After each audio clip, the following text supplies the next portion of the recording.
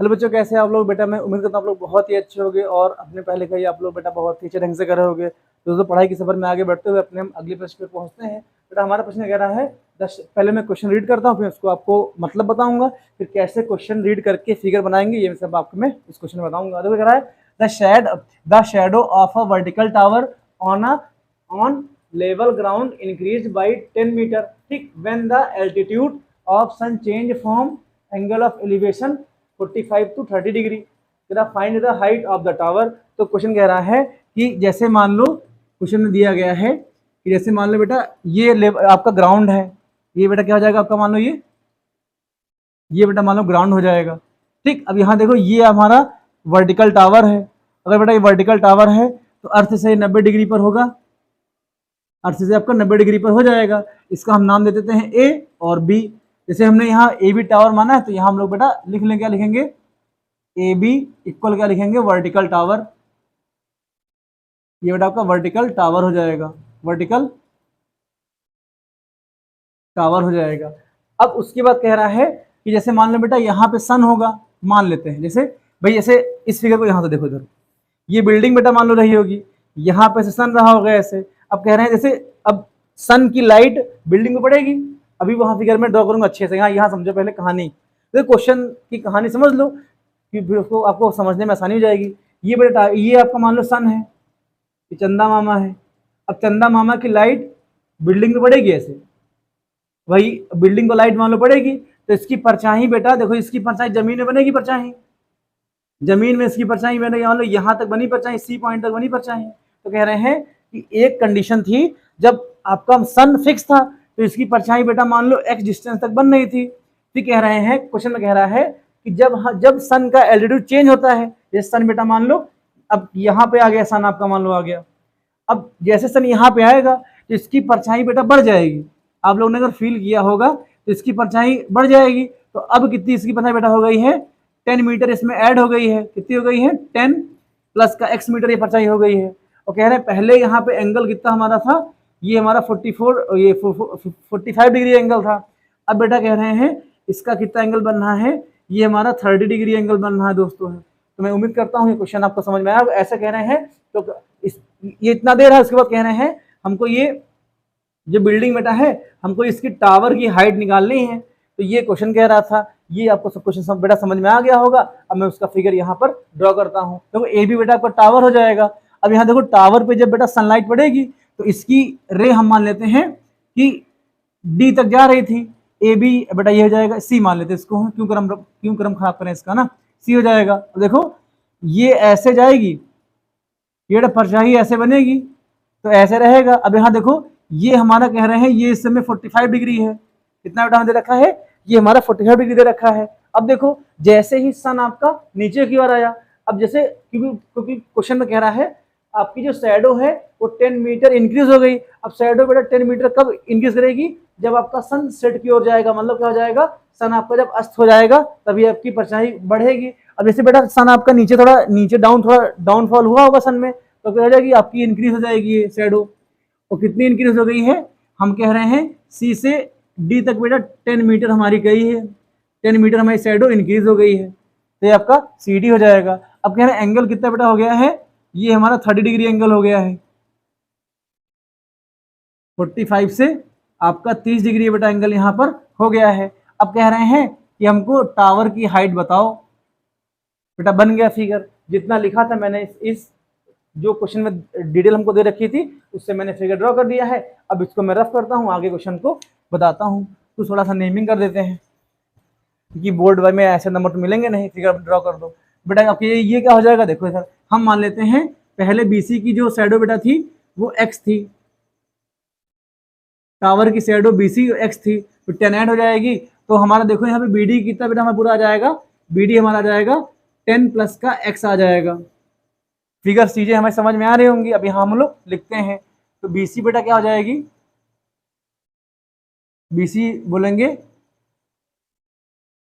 Shadow of tower ही आपका हो जाएगा, टावर की शैडो हो जाएगी। तो बेटा ये सी डी क्या हो जाएगी, तो सी डी देखो इंक्रीज शैडो जो इंक्रीज हुई है उसकी वैल्यू सी डी हो जाएगी, तो लिखेंगे सी डी 10 मीटर हमारा है, और ये क्या हो जाएगा, increase in,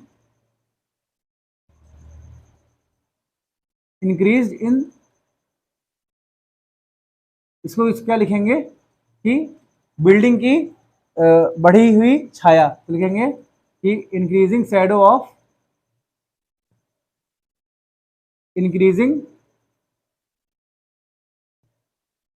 increasing shadow of tower. ये बेटा सीडी हो जाएगी। अब देखो हमसे क्या पूछा गया है, हमसे बिल्डिंग जो बेटा वर्टिकल टावर है, हमसे उसकी हाइट पूछी गई है, हम बेटा एच निकालना है। तो अगर हम बात करते हैं इन ट्रैंगल बेटा बात करें अगर हम A B C, triangle A B C में देखो, ए बी सी में अगर हम tan 45 डिग्री ले लें, क्यों, क्योंकि हमने एक्स बी सी को एक्स मान लिया है, बेटा हमारा ये एच हो जाएगा। ठीक, अगर tan 45 डिग्री ले लोगे तो बेटा ये आपका जाएगा tan, अगर यहाँ से बेटा क्या लगा ले हम, इसमें अगर tan 45 डिग्री का अगर हम यूज करें यहाँ पर हम, तो बेटा हमारा क्या हो जाएगा, ए बी अपान का बेटा ये बी सी हो जाएगा। और यहाँ देखो ए बी की वैल्यू हमको दे रखी है, देखो tan 45 की वैल्यू हमारी 1 होती है, कितना बेटा ये आपका 1 हो जाएगा। और ए बी की वैल्यू हमको दे रखी है, एच दे रखी है, और बी सी की वैल्यू हमने बेटा एक्स मानी थी, तो यहाँ से देखो बेटा एच की वैल्यू एक्स के इक्वल आ जाएगी। इसको हम क्या कर बेटा, इसको हम इक्वेशन 1 ले लेंगे। अब देखो बेटा अगर हम बड़े बड़े ट्रायंगल की बात करते हैं, आगे लिखेंगे in triangle A B D. भाई देखो ट्रायंगल ए बी डी, अच्छा कहो सर आपने ये दो ट्रायंगल ही क्यों लिए, तो हम बताएंगे देखो छोटे वाले ट्रायंगल में भी ए बी आ रही है और बड़े वाले ट्रायंगल में बेटा ए बी आ रही है, और हमको देखो ए बी इट मींस हमको टावर की हाइट निकालनी है, दोनों ट्रायंगल में एच की वैल्यू आएगी, दोनों को इक्वल करेंगे तो हमारा आंसर आ जाएगा। ये देखो एक्स की बेटा वैल्यू इसमें पुट करेंगे तो हमारे आंसर आने की संभावना बेटा हो जाती है। देखो यहाँ कैसे आ जाएगा, अगर बात करें हम ट्रायंगल ए बी डी में, तो ट्रायंगल ए बी डी में अगर हम बेटा tan 30 लगा लेते हैं, tan 30 डिग्री का यूज करते हैं, तो कितना आ जाएगा, ए बी अपान का बेटा कितना आ जाएगा, बी डी आ जाएगा। और इसी बी डी को बेटा हम क्या लिख सकते हैं, इसी बी डी को हम लिख सकते हैं बी सी प्लस का बेटा ये हमारा सी डी आ जाएगा। ए बी बेटा ऐसे रहेगा हमारा, सॉरी यहाँ पर ए बी आपका ऐसे रहेगा, और बी डी को हम यहाँ बी डी को बेटा हम ब्रेक कर लेंगे, देखो बी डी को हम लोग ब्रेक कर सकते हैं, बी सी प्लस का सी डी आपका हो जाएगा, ये कितना आ जाएगा, ये आपका बी सी प्लस का ये सी डी आ जाएगा। इतने में कोई दर्द तकलीफ समस्या पीड़ा नहीं होनी चाहिए, होगी तो वीडियो को अब दोबारा देख लीजिएगा। अब यहाँ देखो बेटा tan 30 की वैल्यू होती है, tan 30 की वैल्यू 1 अपान का √3 होती है, कितनी हो जाएगी, 1 अपान का √3 हो जाएगी। ओके, अब यहाँ देखो ए बी की वैल्यू हमारी एच हो जाएगी, और यहाँ बी सी की वैल्यू हमारी हो जाएगी, बी सी की वैल्यू हमने एक्स मानी है तो बी सी बेटा हमारा एक्स हो जाएगा, और सी डी हमारा 10 हो जाएगा, सी डी हमारा बेटा कितना हो जाएगा, हमारा 10 हो जाएगा। ये सारी वैल्यू मैंने बेटा पुट कर दी। अब बेटा क्रॉस मल्टीप्लाई कर लेते हैं, जब इनका क्रॉस मल्टीप्लाई करोगे तो x प्लस 10 का मल्टीप्लाई 1 से कर लो, कितना आपका आ जाएगा, x प्लस का 10 आ जाएगा, इंटू कितना जाएगा, ये h हमारा इंटू हमारा ये बेटा √3 आ जाएगा। अब यहाँ देखो यहाँ x दे रखा है, यहाँ s दे रखा है, हमको h की वैल्यू चाहिए, तो बेटा x वाली वैल्यू यहाँ से हम गायब करेंगे। अच्छा x वाली वैल्यू कैसे गायब कर सकते हो, यहाँ से अगर x की वैल्यू h यहाँ पुट कर लो, तो यहाँ हम लोग हम बेटा यहाँ पर क्या लिखेंगे, पुटिंग द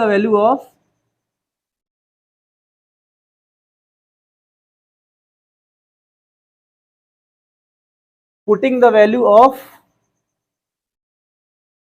x इन, इसको अगर इक्वेशन 2 मान लें, इन इक्वेशन 2, मतलब बेटा ये x की वैल्यू इक्वेशन 2 में पुट करोगे तो यहाँ कितना आ जाएगा, देखो x की जगह बेटा हम लोग h पुट करेंगे, कितना आ जाएगा, h प्लस का 10 इक्वल कितना आ जाएगा, 10 ये h √3 आ जाएगा।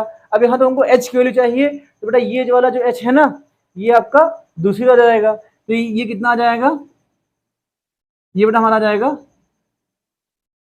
√3 इंटू एच, ये बेटा हमने इधर लिख दिया है, ये वाला h आ जाएगा दूसरी ओर, तो आपका माइनस में जाएगा, तो माइनस का h इक्वल हमारा 10 रहेगा।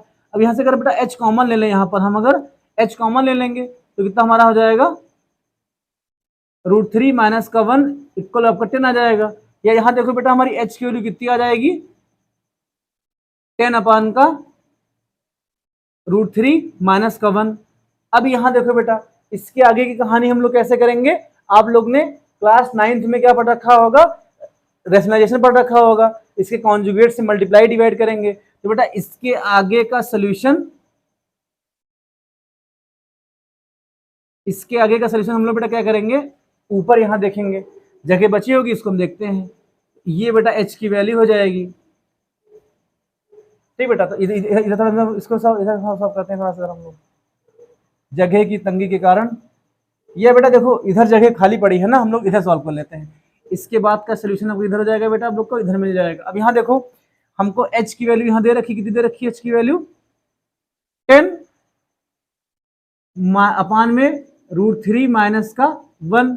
अब बेटा इसको इसके कॉन्जुगेट से मल्टीप्लाई डिवाइड कर दो। तो कॉन्जुगेट क्या होता है समझो, यहाँ पर अगर a प्लस का b लिखा है बेटा, इसका कॉन्जुगेट a माइनस का b हो जाएगा, ये सही समझो। तो बेटा डिनोमिनेटर का कॉन्जुगेट क्या हो जाएगा,